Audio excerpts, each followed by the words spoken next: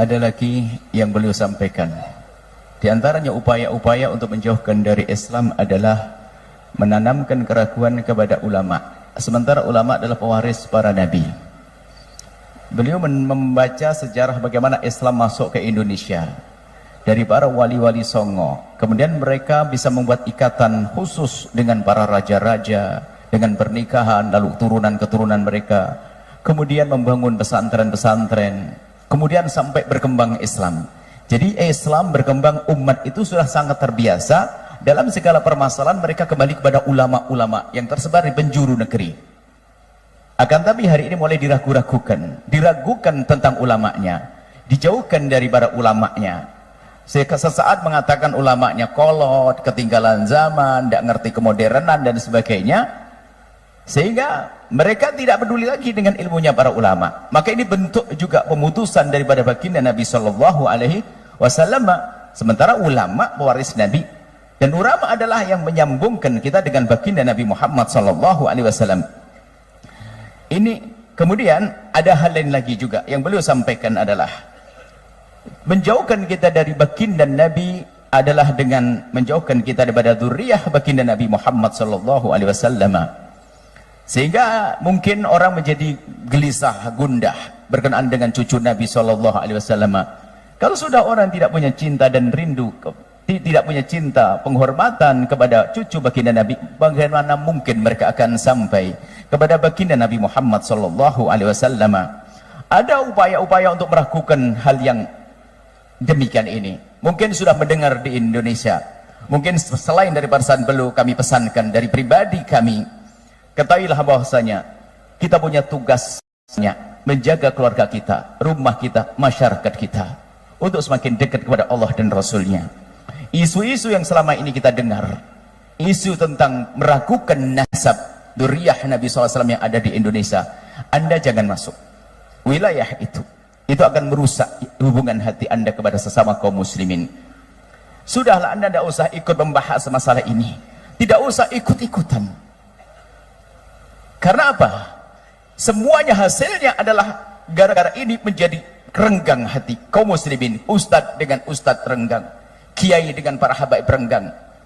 Apakah itu sebuah keindahan? Kalau memang sebuah kebaikan, tidak akan membuat kerenggangan.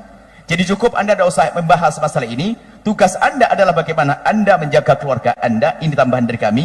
Rumah tangga Anda, anak-anak Anda, tidak perlu Anda ikut dalam wilayah caci maki, olok-olokan. Anda akan rugi. Anda akan rugi dalam yang demikian. Ini adalah termasuk upaya-upaya menjauhkan kita daripada baginda Nabi Muhammad SAW dan termasuk ulama.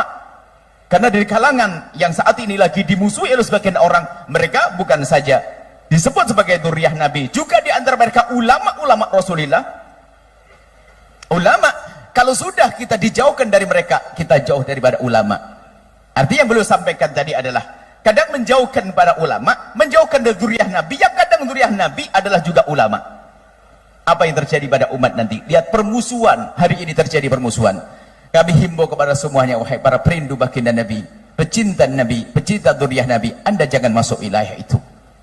Anda jangan ikut membahas masalah ini, mengotori hati kita. Guru-guru Anda sudah mengajari, guru-guru Anda di para kiai, para habaib mengajari kebaikan, itu sudah selesai. Anda jangan ikut-ikut dengan gaya bermacam-macam yang itu merugikan umat Islam itu sendiri, menjauhkan kita dari baginda Nabi Muhammad SAW. Kami lanjutkan apa yang beliau sampaikan. Nah, ini adalah tidak lepas daripada urusan-urusan yang tidak ada hubungan dengan urusan agama. Bisa jadi apakah urusan, mungkin urusan politik apa? Oke, yang jelas kalau urusan agama tidak seperti itu. Tidak menanamkan kebencian. Urusan agama tidak akan menanamkan kebencian. Urusan agama tidak akan menanamkan caci maki. Urusan agama tidak akan menanamkan dendam. Urusan agama tidak akan menanamkan perpecahan. Kalau urusan agama akan menjadikan orang semakin indah, bukan menjadi sebab permusuhan. Sehingga mungkin rambu-rambu, selagi sesuatu yang dihadirkan kepada kita kok menjadikan sebab kita bermusuhan, pasti itu bukan bagian daripada agama Nabi Muhammad SAW. Mendustakan dzurriyyah Nabi SAW, mendustakan, bahaya sekali mendustakan. Oke lah, baik, sudah tadi kita akan rambu-rambu, jangan masuk wilayah itu. Ini beliau jelaskan supaya kita sudah mantap manhaj yang kita ikuti. Alhamdulillah kita bisa ngaji, kita bisa belajar, kita bisa memperbaiki rumah tangga. Ini pun kita masih sering berantakan. Bagaimana kalau kita sibukkan dengan sesuatu yang menjadikan rusak umat ini? Kemudian beliau juga sampaikan bahwasanya akhirnya yang rusak adalah akhlak. Bagaimana seorang sudah bisa mencaci maki ulama hanya gara-gara dia adalah diduga keturunan Nabi, dia diduga dibatalkan, diduga sekedar dugaan saja. Wah, dugaan bahasanya dia tidak sambung dengan Nabi. Gara-gara dugaan begini, lihat, menjadi menafikan ilmunya. Padahal menduga ini adalah ada babnya sendiri masalah ilmu. Kami mohon maaf tidak masuk ke wilayah itu. Kami ingin kukuhkan apa yang sudah anda pegang itu sudah benar. Guru-guru anda, para ulama, para kiai, para habaib itulah yang mengajarkan ilmu kepada sudah anda pegangi. Anda tidak usah pikir yang macam-macam. Ini, kalau sudah anda meninggalkan mereka, di antara mereka adalah para ulama juga. Bukan sekedar habib atau turun Nabi, tapi ada ulama. Berarti anda juga meninggalkan keulamaannya, di samping anda meninggalkan seorang dzurriyyah Nabi SAW. Ini peringatan bagi kita. Sudahlah, kalaupun ada gonjang-ganjing di sana, biarkan mereka yang gonjang-ganjing. Kita ingin tentram damai, kita ingin indah. Itu kiaimu di kampungmu. Bahkan nanti kami akan ada pesan, ayo kembali pada kiai kampung kita juga, kiai di masyarakat kita, ustadz-ustadz baik di kalangan habaib itu kalangan kiai, mereka mengajarkan kebaikan. Tapi kalau sudah anda mulai masuk wilayah-wilayah pendustaan atau yang mengarah kepada sesuatu yang sangat berat, menafikan nasab dan sebagainya, anda akan rugi pada akhirnya. Yang jelas yang kita rasakan hari ini, yang jelas bukan masalahnya, akan tapi yang jelas adalah apa? Akibatnya hari ini. Akibatnya, lihat permusuhan, lihat, tidak mesra lagi, tidak indah lagi. Pernah kami sampaikan bahwasanya alhamdulillah kita punya guru-guru. Wahai para perindu ridha Allah, pecinta baginda Nabi, kami punya guru adalah kiai-kiai banyak. Mulai dari kecil kita dididik Kiai Imron Mahfud, saya serikan dalam sejarah. Ada Kiai Robai, muridnya Kiai daripada Kiai Arwani Kudus. Kita belajar dari para kiai-kiai, kita belajar pesantren-pesantren, dan juga setelah itu kita menuntut ilmu yang cukup lama di kalangan para habaib. Guru kami adalah Abu Yal Habib Hasan bin Ahmad Baharun. Kemudian setelah itu kami berhijrah ke Yaman, berguru dengan guru mulia Habib Abdullah bin Muhammad Baharun.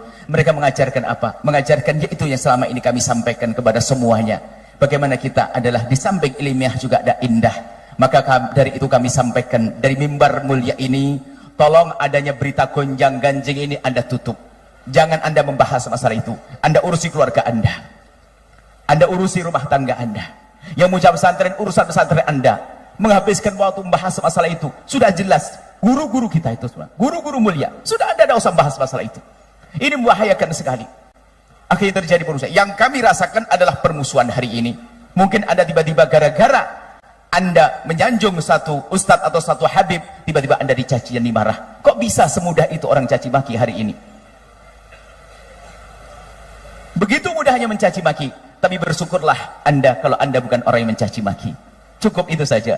Kalau anda bukan mencaci maki, anda beruntung. Kalau anda hanya dicaci dan Allah, adalah keberuntungan di anda, bukan yang mencaci dan bukan yang mengolok dan bukan yang menfitnah. Ini saja.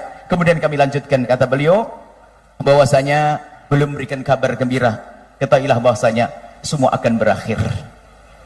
Fitnah-fitnah itu akan berakhir. Insya Allah nanti akan tentram kembali, indah kembali. Ya, anda sudah pokoknya pesan. Ini maulid kita adalah sambung hati kepada baginda Nabi, sambung hati kepada ulama Rasulullah, dan sambung hati kepada dzurriyyah Nabi sallallahu alaihi wasallam. Awas anda jangan ikut-ikutan, anda akan rugi. Anda akan rugi dan anda akan menyesal dengan mengikuti tren heboh hari ini yang merusak hati kita semuanya.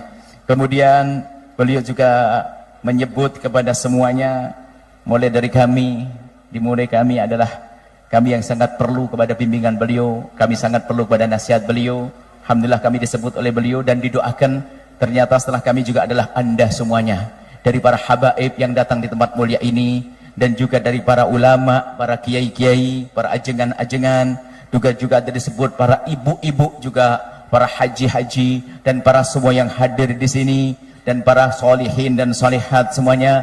Semoga dengan hadirnya kalian semua ke tempat ini, dari jauh beliau mendoakan semoga Allah memberikan kepada semuanya as-sa'adah, kebahagiaan, dan semoga memberikan kepada semua adalah segala kebaikan, memberikan kepada semuanya adalah mawaddah, dan semoga membuka mata kalian semuanya, membuka mata kalian sehingga bisa melihat mana yang hak dan mana yang batil, hak untuk diikuti dan kebatilan ini harus dihindari. Dan kemudian beliau juga mendoakan semoga Allah memberikan kepada kalian semua kecintaan yang sesungguhnya kepada baginda Nabi Muhammad sallallahu alaihi wasallam, sehingga kelak kita bisa bersanding berkumpul dengan Nabi Muhammad sallallahu alaihi wasallam. Dan teruslah dalam jalan yang selama ini kalian tempuh, jangan keluar, nanti kita akan sampai dan bergabung dengan Rasulullah sallallahu alaihi wasallam. Ini yang beliau sampaikan, dan semoga Allah mungkin dari dengan tambah panasnya suasana ini, panasnya keadaan udara ini, insya Allah tambah diberi oleh Allah pemahaman ya. Sebab kan janji kalau capek nanti diganti oleh Allah yang lainnya, terlalu enak nanti tidur karena panas nggak tidur, jadi bisa mendengar insya Allah ya. Baik, ini saja yang bisa kami sampaikan dari penerjemahan, tentunya sangat banyak kekurangan karena yang beliau sampaikan adalah luar biasa. Yang jelas kurang apa yang kami sampaikan dari terjemahan ini adalah tidak mencapai berapa persen daripada apa yang beliau sampaikan. Belum lagi setiap kalimat dari seorang guru itu adalah penuh hikmah. Mungkin satu kalimat saja kalau kita syarai bisa panjang dan lebar. Bagaimana kita harus menerjemahkan kalimat-kalimat beliau dalam waktu yang singkat ini. Akan tapi biasanya, percaya bahwasanya setiap beliau menyampaikan ceramah satu kali, itu akan, kalau panjenengan Anda perhatikan, itu akan jadi materi yang akan kami kembangkan sepanjang tahun berikutnya. Semuanya begitu. Isyarat beliau sekali diucap, beliau akan kami terjemahkan dalam terjemah pengajian kami dalam setahun berikutnya. Sampai ketemu tahun depan di majelis ini. Tapi jangan begitu kelamaan InsyaAllah ini saja. Nuhibbukum fillah. Assalamualaikum warahmatullahi wabarakatuh.